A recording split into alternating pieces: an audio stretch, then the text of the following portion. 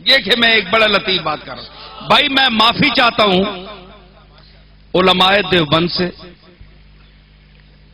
غیر مقلدین سے، جتنے دوسرے مسلک کے لوگ، میں کسی کی دل آزاری نہیں کرنا چاہتا، میں سب کا احترام کرتا ہوں۔ لکم دینکم ولی دین، آپ کا اپنا طریقہ، میرا اپنا طریقہ، میں دلیل سے پیش کر رہا ہوں۔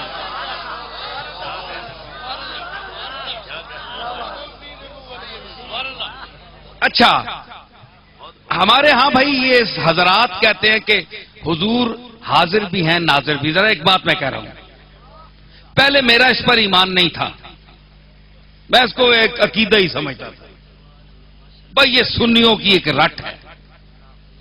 صحیح بات میں کہتا ہوں، جھوٹ نہیں بولتا میں، اللہ کو حاضر ناظر سن لیتا تھا، مگر میں کہتا تھا بے دلیل ہے۔ دلیل ایک حضور نے نہیں فرمایا، قرآن میں نہیں آیا۔ مجھے قرآن سے بھی مل گیا اور حدیث سے بھی مل گیا، اب میں کیا کروں؟ میں اس حدیث پر تبصرہ کرتا ہوں، میری دلیل ہے، کسی مولوی سے آپ نہیں سنیں گے، یہ پہلی میں دلیل دے رہا ہوں انشاءاللہ، کہ حضور نے فرمایا کہ یہ جنتی ہیں، تو مطلب یہ ہے کہ عشرہ مبشرہ جو آپ سے بہت سال بعد فوت ہوئے،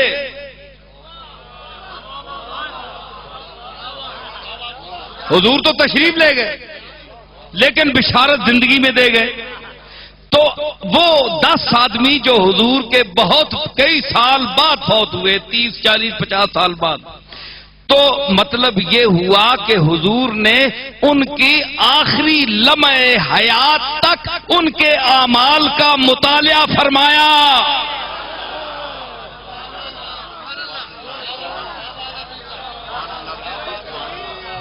بھائی غور فرمائیے، کوئی میں کسی کی تنقیص نہیں کر رہا، نہ میں یہ کر رہا ہوں کہ یہ کوئی میں برے الفاظ ان کے لیے بول رہا ہوں، میں ان کا احترام کرتا ہوں، سب مسلمان ہیں، بشرطے کہ گستاخ رسول نہ ہو۔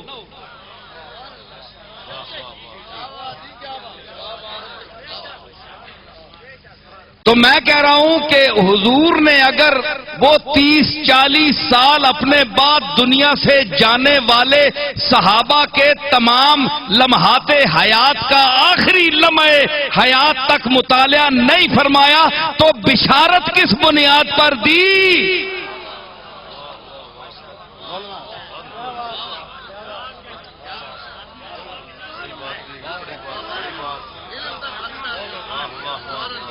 حدیثیں تو سب بیان کرتے ہیں، شیخ الحدیث ہونا اور بات ہے اور مرید الحدیث ہونا اور بات ہے۔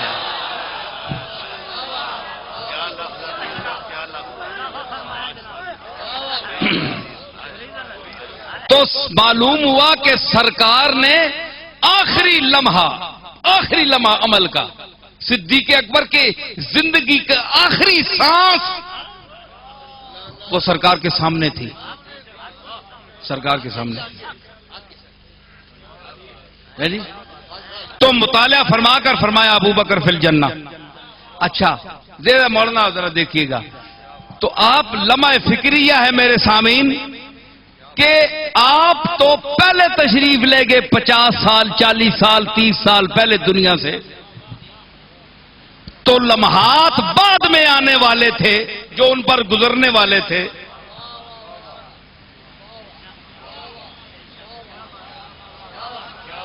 لمحات تو بعد میں آنے والے تھے جو حضرت علی کے دور میں ان پر گزرتے رہے۔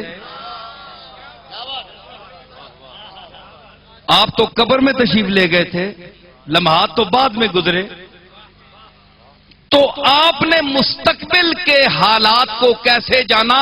گویا آپ ان کے صحابہ کے مستقبل کے دور میں جا کر ان کا مطالعہ فرمایا، ابھی وہ لمحے آئے نہیں۔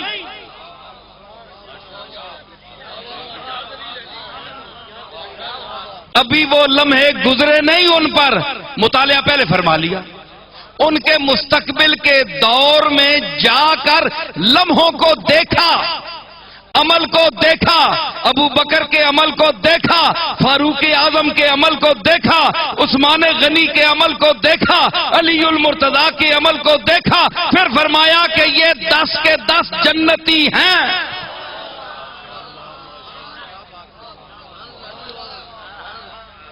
تو حضور نے مستقبل میں جا کر لمحوں کو دیکھا نا، تو آپ حاضر ہوئے اور ناظر ہوئے کہ نہیں؟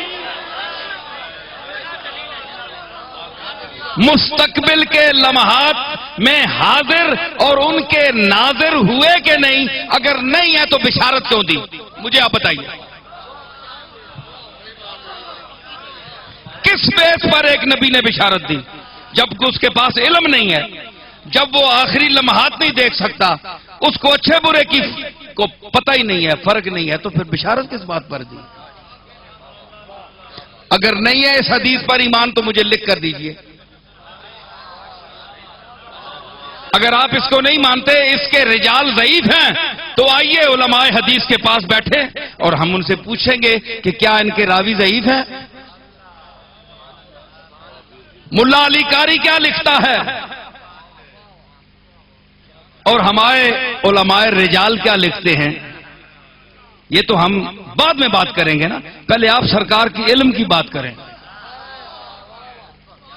تو اگر آپ کو ماننا پڑے گا کہ سرکار نے اپنے 30 اور 40 سال بعد کے آنے والے دنیا سے جانے والے صحابہ کے تمام لمحات کا مطالعہ کیا، ان کو نتیجے تک پہنچایا، دنیا سے ان کو رخصت کر کے حضور کا علم واپس لوٹا۔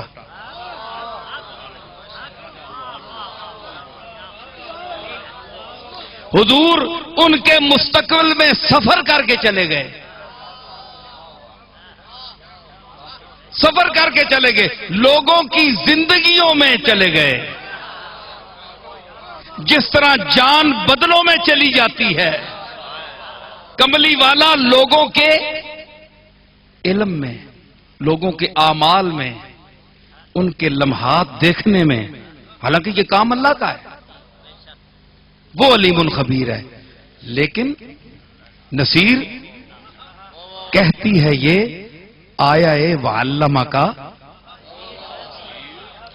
نصیر کہتی ہے یہ آیا وعلمہ کا، وہ ہیں علیم و خبیر، ان کو کیا نہیں معلوم؟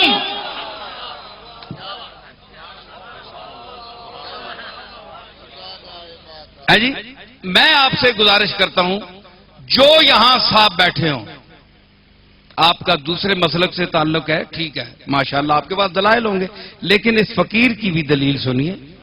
مجھے آپ بتائیے کہ پھر آپ کے اور میرے آقا کے پاس کیا دلیل تھی اگر علم نہیں تھا؟ تو کیا یہ 30-40 سال بعد کے لمحات کا علم رکھنا غیب سے اس کا تعلق نہیں ہے؟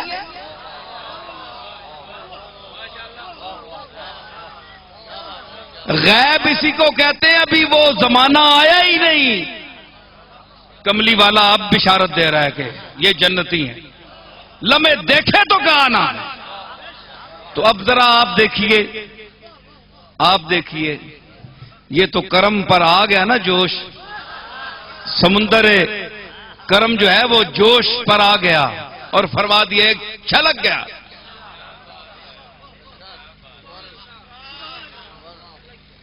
تو آپ کیا سمجھتے ہیں کہ ان 10 آدمیوں تک ان کا علم محدود تھا؟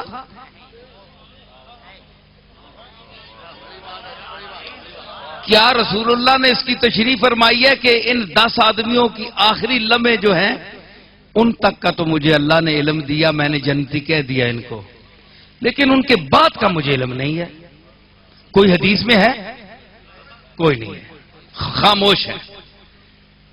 تو حضور ایسی بات نہیں ہے کہ وہ اپنے علم کا دعویٰ کرتے کہ میں علیم خبیر ہوں، یہ آپ اور مجھ جیسے نہیں ہے آپ کی ذات، ہم تو آپ کے گرد پا کو بھی نہیں پہنچ سکتے۔ وہ تو اتنا علم رکھنے کے بعد وَعَلَّمَكَ مَا لَمْ تَكُنْ تَعْلَمْ وَكَانَ فَضْلُ اللَّهِ عَلَيْكَ عَظِيمًا، اس منصوص عطا کے باوجود سرکار نے کبھی علم کا دعویٰ نہیں کیا۔ کیوں کہ اس سے بڑی ذات اس کے سامنے علیم خبیر وجود میں ہے، موجود ہے. اس ذات کے سامنے کون دعویٰ کرے کہ میں علیم ہوں؟ یہ تو کسر نفسی ہے حضور کی، یہ تو مقام ابدیت ہے، یہ تو سرکار کا اظہار انکسار ہے. تو نام نہیں لیا، کہا نہیں، لیکن کام کر کے دکھا دیا. فرمایا یہ جنتی ہیں. تو آپ اندازہ لگا لیں کہ اگر ان 10 آدمیوں کے جنتی ہونے کا آپ نے بتا دیا اور علم تھا تو بتا دیا، تو اس کے بعد سلسلہ ختم نہیں ہوا.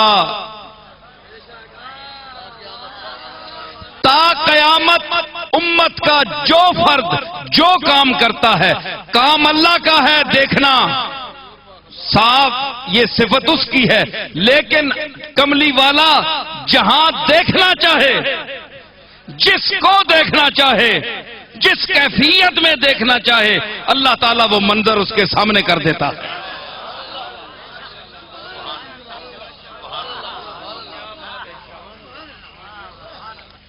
تو حضرات، اس قرآن میں جس کی حفاظت کا ذمہ اپنے رب نے اپنے ذمہ لیا، اس پر یہ جو آج اس دور کے فرعون